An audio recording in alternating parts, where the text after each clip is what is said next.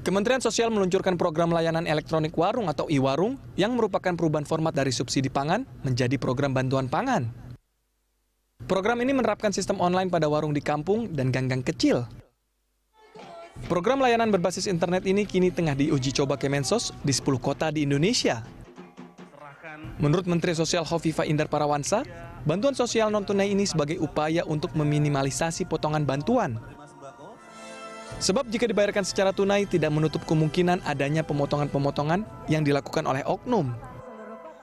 Namun apabila melalui mekanisme transfer, indikasi adanya pemotongan itu dapat teratasi. Program e-warung untuk mempermudah akses masyarakat dalam menerima bantuan sosial dari pemerintah. Uang bantuan akan diterima dalam bentuk kartu yang bisa digunakan untuk membeli produk pangan seperti beras, gula, minyak goreng, serta tepung. Program e-warung dinilai mampu meningkatkan jumlah bantuan sosial yang disalurkan secara non-tunai, serta dapat menekan harga lebih kompetitif jika dibandingkan harga di pasaran. Sekarang diuji coba Kementerian Sosial, elektronik warung. Elektronik warung ini basisnya adalah masyarakat pada titik-titik marginal tetapi terkoneksi oleh internet. Ini akan menjadi program yang bisa membantu masyarakat mengakses berbagai bansos pemerintah. Ini sudah pada proses pengintegrasian dalam elektronik warung. Misalnya adalah bantuan pangan, dulu subsidi pangan ya, Raskin. Sekarang sudah disiapkan dalam bentuk bantuan pangan. Sehingga masyarakat tidak saja bisa terima beras, tapi mereka juga bisa menerima beras, kemudian minyak goreng, kemudian gula, juga tepung. Dengan memutus mata rantai distribusi dari Bulog langsung ke e-warung. Nah, hal-hal seperti ini kalau bisa terkomunikasikan dengan ormas-ormas besar seperti PBNU, nanti juga mungkin Muhammadiyah dan kekuatan-kekuatan lain, ini proses konsolidasi peningkatan penyejahteraan masyarakat. Menteri Sosial Hovifah Indar Parawansa mengatakan, saat ini banyak dana sosial yang menjadi bagian dari program pengentasan kemiskinan, terutama untuk masyarakat di pedesaan.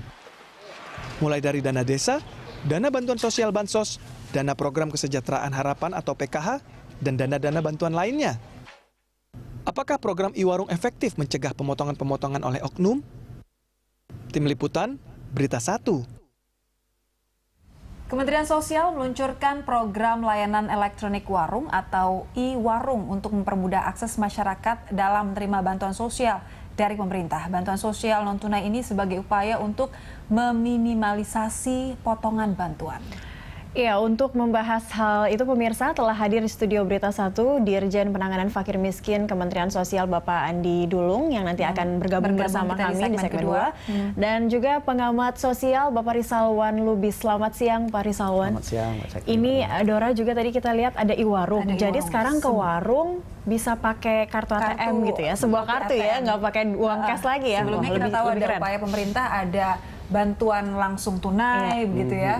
Ada koperasi juga, ada UKD. Nah, sekarang ada e-warung. Pak Rizalwan melihatnya sini seperti apa, Pak? Ya, jadi memang ini satu program baru ya. Kemarin ini baru diluncurkan akhir Juni kalau nggak salah ya. Dan pertama itu di Kota Malang kemarin, Bu Menteri. Ini sebetulnya kalau kita lihat memang satu terobosan baik. Jadi ada beberapa hal yang perlu kita apresiasi bahwa BLT yang dulu itu kan berkecenderungan untuk hanya berfokus pada purchasing power, yang niatnya itu hanya melihat perputaran uang di satu lokasi. Ya, karena ketika orang mendapat bantuan itu kan mereka harus ngantri. Pada saat ngantri itu nggak mungkin mereka nggak beli minuman, nggak beli mainan untuk anaknya. Jadi katakanlah misalnya 300.000 yang dia terima, yang dia bawa pulang mungkin setengahnya. Kurang dari itu. Kalau saya sendiri malah melihatnya potensi rusuh dan chaosnya jauh lebih besar dengan upaya yang sebelumnya ya. Bantuan langsung tunai. Jadi sebetulnya ini satu gagasan yang sangat perlu kita apresiasi. Walaupun kita harus lihat ke dalam detailnya, kecil-kecilnya nanti harus kita lihat nih ya. Apakah memang ada yang perlu diperbaiki, ditingkatkan, dirubah dan sebagainya. Tapi kalau dari katanya sendiri, dari kata e-warung, ketika pertama kali saya mendengar itu yang terbayang di kepala itu adalah seperti apa website atau apa toko-toko belanja online ya, toko-toko online. Tapi ternyata prakteknya nggak seperti itu. Jadi e-warung ini adalah model transaksi. Ya, itu yang harus kita pahami. Jadi ini adalah model transaksi yang menggunakan tidak uang cash gitu. Artinya si masyarakat pemegang kartu ini belanja ke warung tersebut menggunakan kartu e-warung yang sudah dengan dana bantuan non tunai yang memang sudah ada di dalam kartu tersebut. Pak Rizalwan sendiri melihat e-warung sekarang sepertinya kita nampak seperti latah mungkin ya, dengan apa-apa ada embel-embel I dengan elektronik seperti itu. Memang tujuannya baik untuk supaya perputaran uang tunainya tidak terlalu besar, tidak terlalu banyak di luar di lingkungan. Tapi ini memang udah cara yang terbaik kah untuk masyarakat kita? Ya, kalau dibilang latah ya memang mau nggak mau ya, eranya sudah seperti itu ya. Sekarang ini generasi X, bahkan generasi baby boomers juga mau nggak mau harus pakai semuanya gadget ya. Tapi memang pertanyaan kritisnya adalah apakah kita punya kesiapan? Masalah klasik kita untuk teknologi seperti ini adalah memang kesiapan teknologi. Yang kedua SDM-nya ya.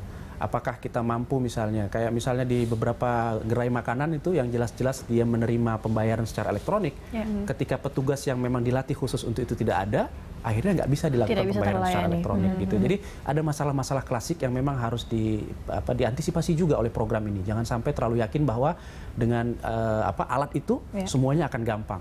Belum lagi dari sisi kesiapan alat. Tadi saya kesini naik KRL, itu kartu saya nggak kebaca.